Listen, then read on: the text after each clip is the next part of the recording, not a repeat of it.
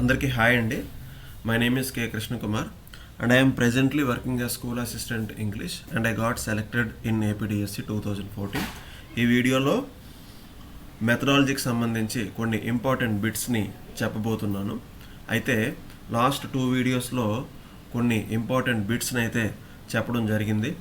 ఇవి exam before మీరు చూసుకున్నట్టయితే, అలాగే మీరు బిట్స్ని ప్రాక్టీస్ చేసేటప్పుడు ఇవి మీరు ఒకసారి చూసుకున్నట్టయితే ఎగ్జామ్లో బిట్స్ ఎలా ఇస్తాడు, ఎలా ఇస్తే ఎలా ఆలోచించి వాటిని మనం ఆన్సర్ చేయాలి అనే విషయము మనకి అర్థమవుతుంది. And to the best of my knowledge ఈ బిట్స్ని ఒక ఎక్స్ప్లెనేషన్తోని ఇంతవరకు చెప్పడం జరిగింది. అలాగే ఈరోజు ఇందులోని జస్ట్ ఇవన్నీ factual questions, point based questions కాబట్టి జస్ట్ అలాగా వీటికి క్వశ్చన్ చదువుతూ ఆన్సర్ చూసుకొని వెళ్ళిపోదాం. ఎక్కడెక్కడైతే నీడ్ఫుల్ ఎక్స్ప్లెనేషన్ అనేది ఉంటుందో అక్కడ కంపల్సరీ ఉంటుంది. Let's get into the video. First bit, according to psycholinguists babbling stage ఎప్పటి నుంచి ఎంతవరకు అంటే 7 to 10 months. Next, the following is not the feature of language. ఇక్కడ ఇచ్చిన 4 ఆప్షన్స్లోని లాంగ్వేజ్ ఫీచర్ ఒకటి కాదు, అదేంటంటే colourfulness. Next, one of the following features of language is wrong. ఇక్కడ ఇచ్చినటువంటి అది ప్రింట్ మిస్టేక్. ఇక్కడ ఇచ్చినటువంటి 4 ఆప్షన్స్లోని ఒకటి లాంగ్వేజ్ ఫీచర్ కాదు. ఏంటి అదంటే language does not keep changing or grouping constantly. Language అనేది లాంగ్వేజ్లో చేంజెస్ అనేవి కంపల్సరీ వస్తాయండి. ఓకే, దాని గురించే కదా మనం మోడర్నైజ్ చేస్తామంటాము, రీసెర్చెస్ చేస్తుంటాము. సో ఆబ్వియస్లీ లాంగ్వేజ్లో చేంజ్ అనేది ఉంటుంది. ఓకే, మిగతా 3 ఆప్షన్స్ ఎందుకు కరెక్ట్ కూడా చూడాలి. Every human being has a language. Yes, all languages behave alike.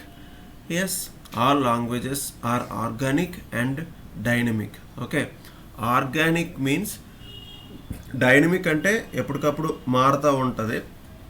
Okay, according to situations పరంగా లాంగ్వేజ్ మారుతూ ఉంటుంది. And all languages are organic. అది అంటే ఇంకేదో, అన్ని లాంగ్వేజెస్ కూడా ఆర్గానిక్. ఎందుకంటే అది దేన్ని కూడా ఇమిటేట్ చేయవు.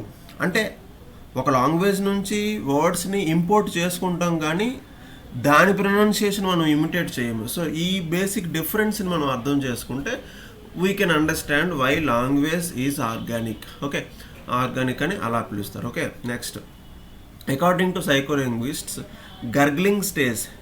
గర్గ్లింగ్ అంటే ఈ పిల్లలు చిన్న సౌండ్స్ చేస్తూ ఉంటారు, గుర్రంలాగా చిన్న సౌండ్స్. ఎప్పుడంటే 0 to 6 months. Okay, according to psycholinguists lisping అంటే అస్పష్టంగా మాట్లాడటం. Okay, talking అన్క్లియర్లీ. సో అది ఎప్పుడు అంటే 25 to 36 months. Next, the following is true regarding Noam చామ్స్కీకి సంబంధించి ఏంటి ఈ ఇచ్చిన 4 ఆప్షన్స్లో కరెక్ట్ అంటే అతను ఒక సైకోలింగ్విస్ట్. ఓకే, గుర్తుపెట్టుకునే లాంటివి psycholinguist. The following is not the feature of a language feature ఏంటి కాదు, ఇందాక మనం చూసాం కలర్ఫుల్నెస్.